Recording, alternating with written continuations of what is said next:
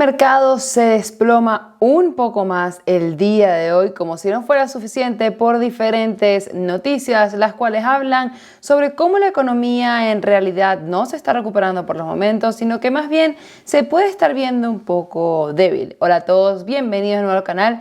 El día de hoy quiero hablar sobre lo que ha estado pasando en la economía, en el mercado, las noticias que salieron el día de hoy y más.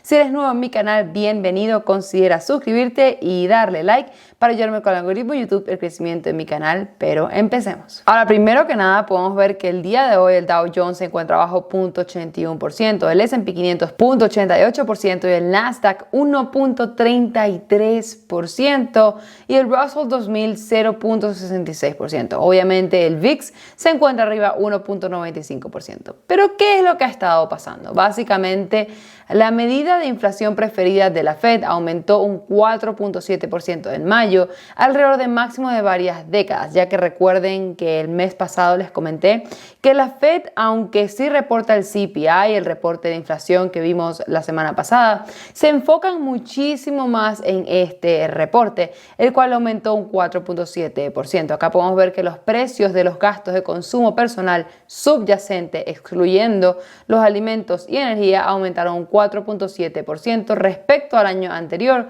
un poco menos de lo esperado, lo cual puede ser buenas noticias, pero aún así está un poco elevado. Los precios de los gastos de consumo personal subyacentes aumentaron un 4.7%, como dije anteriormente, 0.2 puntos porcentuales menos que el mes anterior, lo cual es buena noticia porque quiere decir que está disminuyendo, pero aún en niveles vistos por última vez en la década de 1980. Como les dije antes, Wall Street estaba esperando un crecimiento de 4.8%, razón por la cual el 4.7 es buenas noticias, al igual que es buenas noticias que haya disminuido en comparación con el mes anterior. Pero obviamente hay que tener en cuenta que sigue estando elevado y no deberíamos confiarnos, como dijimos, con la inflación en el mes de mayo. Recuerden que en el mes de abril había bajado en comparación con marzo y dijimos, bueno, capaz marzo fue el pico, abril empieza a bajar y ya mayo sigue bajando, pero no fue así, ya que vimos como mayo se elevó también, pasando los niveles de abril. Ahora, además, el informe reflejó las presiones sobre el gasto del consumidor, que representa casi el 70% de toda actividad económica en Estados Unidos, ya que sabemos que la economía se mueve por cómo gastamos y cómo consumimos nosotros, y es por eso que a ellos les interesa que nosotros sigamos gastando y gastando. Mientras que los ingresos personales aumentaron un 0.5% en mayo, por encima de la estimación de 0.4%. Quiere decir que las personas están ganando un poco más que antes, y un poco más de lo esperado, lo cual es bueno, pero también hay que tener en cuenta que la mayoría de las personas, mientras más ganan, más gastan, y así en realidad es como se mueve la economía, pero también puede ayudar a que la inflación siga aumentando. Los estadounidenses están corriendo más rápido solo para mantenerse a la par.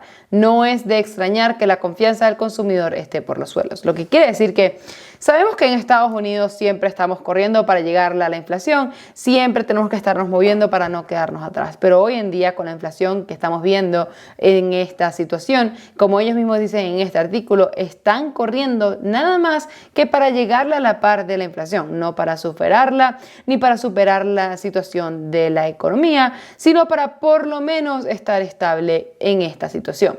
La tasa de ahorro personal subió un poco, llegando al 5.4%, 0.2 puntos porcentuales más que el mes anterior, lo cual obviamente es buenas noticias desde mi punto de vista, que las personas estén ahorrando. Para la economía no tanto, y es por eso que dice acá que no es de extrañar que la confianza en el consumidor esté por los suelos, ya que hemos visto como la inflación ha estado subiendo tanto, los precios han estado subiendo tanto y las personas comienzan a disminuir sus gastos, a ahorrar más dinero, dejar de gastar dinero en cosas innecesarias como electrodomésticos, como ropa y demás, cosas que no sean necesarias para el día a día, sino comenzar a ahorrar para poder tener dinero suficiente para la comida, para la gasolina, para la vivienda y cosas que en realidad sí sean extremadamente necesarias. Pero eso es lo que hace que la economía pueda estar un poco más lento su crecimiento, ya que el consumismo baja un poco, afectando la economía. Ahora, otra cosa importante que vimos fue que el S&P 500 registra el peor primer semestre desde 1970. Nasdaq cae más del 1% para finalizar este trimestre.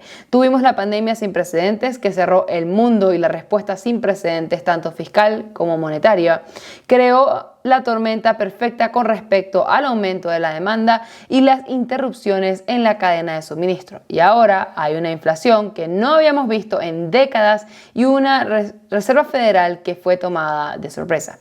Porque, como sabemos, ni ellos ni nosotros tienen una bolita de cristal. Y esto efectivamente les ha estado tomando de sorpresa. Recuerden, como siempre les digo, que el año pasado se decía que la inflación iba a ser transitoria, luego ya no lo fue. Luego en marzo, durante la reunión de la Fed, se dijo que los intereses iban a subir un 0.5% y que el 0.75% no estaba sobre la mesa. Y luego, la siguiente reunión de la Fed, la cual pasó este mes, subieron un 0.75%, lo que quiere decir que la Fed, al igual que nosotros, están corriendo básicamente para poder alcanzar la inflación y desde mi punto de vista están haciendo lo mejor que pueden, ya que hay que tener en cuenta que no pueden ser ni tan agresivos ni tan suaves con esta situación que estamos viendo ahora, porque siendo extremista para ambos lados podría afectar bastante la economía también. Ahora, ¿que este reporte significa que ya estamos en una recesión? No lo sé, no soy nadie para decirlo, es primera vez que esto me pasa a mí como inversionista. Como les dije, comencé a invertir en el 2017, nunca había presenciado algo como lo que hemos estado viendo desde el 2020, sí, estuve en la caída del 2018, pero no se compara con esto y tampoco la situación económica que estamos viendo en el país. No solamente la situación en el mercado, sino también la situación económica de la inflación, de la cadena de suministro y muchas cosas más, las cuales yo nunca había presenciado y lo único que sé de ello es porque he leído bastante, más he comentado mucho de esto con muchos de ustedes. Entonces, podemos ver acá como el S&P 500 bajó 21.08% en lo que va de año, el peor semestre que hemos visto desde 1970, el Dow Jones 15.88% y el Nasdaq 30.34%. Ahora, las acciones tecnológicas están teniendo el peor año de su historia. Ahora, en particular, el peor rendimiento antes del 2022 fue hace 20 años, en el 2002, cuando el mercado bajista de la burbuja tecnológica reventó entró en su segundo año. El Nasdaq perdió 8.7% adicional a finales del 2002 para una pérdida total de 32%. Fíjense que no estamos muy lejos. El Nasdaq ha caído 30% en lo que va de año. Ha caído un poco más desde su punto más alto, ya que ha caído un 31%, pero aún así, en lo que va de año, se encuentra por debajo del 32%. Ahora, después de mercados alcistas suculares prolongados como los que vieron en la década de 1980 y 1990, tiende a seguir un mercado bajista secular. Entre el 2000 y el 2009, por ejemplo, un mercado bajista secular cargó a los inversionistas con una década perdida, ya que si vemos aquí el S&P 500, por ejemplo, entre el año 2000 al año 2007, lo único que creció fue un 4.61% y al 2009, como dicen en ese artículo, más bien se encontraba abajo, ya que tuvieron el problema del dot-com bubble en el 2000 y luego la crisis del 2007-2008 por acá. Y esto es lo que les ha llevado tanto tiempo a recuperarse desde el 2000.